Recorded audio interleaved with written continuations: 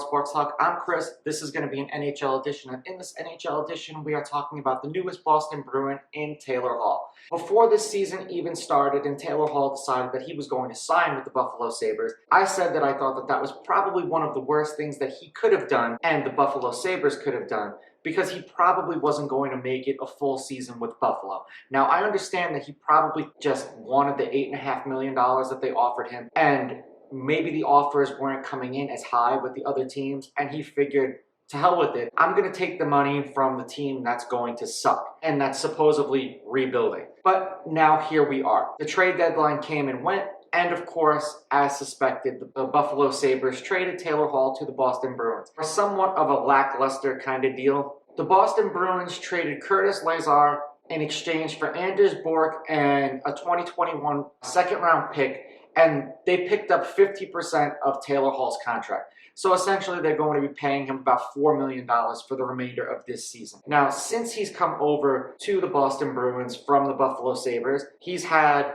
2 goals and 1 assist. Now, you're going to say that that's kind of underwhelming, but it's probably only been 5 games since he's been traded. But it's amazing the immediate impact that he's making in the Bruins locker room, and everyone's raving about how much of a team player he is and how much of a role model and a leader and a mentor that he is for the younger players on that team. Now, I truly believe that this is just a matter of circumstance. It wasn't that Taylor Hall couldn't have been this guy in Buffalo. It's just that he didn't want to be this guy in Buffalo because the Sabres suck. Everyone knows this, and now the way that the NHL has changed the draft, Buffalo Sabres fans are going to know this as well, because now you can only have 2 top 5 picks in a 5-year period. So if this rebuilding process takes longer than 5 years, which for the Sabres it probably is, they're going to be in for a very long-term deal of sucking. And I feel bad for those fans because they are truly dedicated and diehard. Now, Taylor Hall going to the Boston Bruins is an absolutely great move.